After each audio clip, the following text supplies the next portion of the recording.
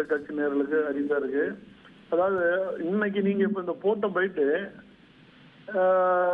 தமிழ்நாட்டில் இருக்கிற அனைத்து இந்திய அண்ணா திராவிட முன்னேற்ற கழகத்தின் தொண்டர்களுக்கு நெஞ்சில பால வார்த்த கூட இருக்கு.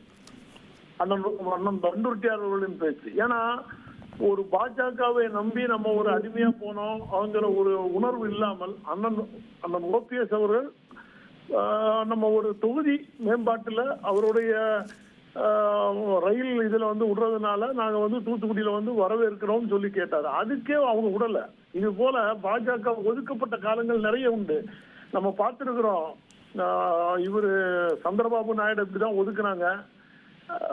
இவரு நிதிஷ்குமார் ஒதுக்குனாங்க. கடைசியில அவங்களோட தயவுல தான் இன்னைக்கு ஆட்சியே நடந்துட்டு இருக்குங்கிறது ஒரு காலகட்டத்தில் இன்னைக்கு பாஜக. இது போல நாளைக்கு அண்ணன் பண்டூர்த்தியார் அண்ணன் சொன்னது போல ஒதுக்கப்பட்டவர்களும் நல்லதுக்கே நடந்தது. இந்த ஆடி திருவாதிரைக்கு அவர் நல்லதே செஞ்சு வச்சுட்டு போயிருக்காரு. பாரத பிரதமர் மோடிங்கிறதா நாங்க செய்யணுமே ஒழிய அண்ணன் ஓபிஎஸ் அவர்கள் இதுக்கு பிறகு என்டிஏ கூட்டணியில இருக்கிறத எந்த தொண்டனும் விரும்ப மாட்டாங்க. இப்ப பெருமாள் மணி அண்ணன் ரொம்ப தெளிவாவே சொன்னாங்க.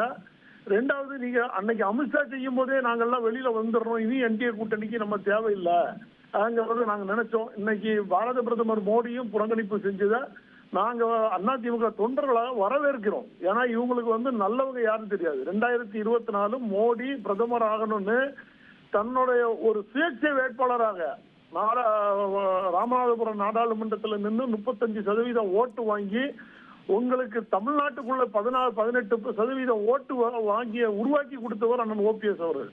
அதன் கூட நன்றி மறந்த பாஜக அந்த கூட்டணி இவங்க புறந்தல்றது நாங்க உத்தமம் நினைக்கிறோம்.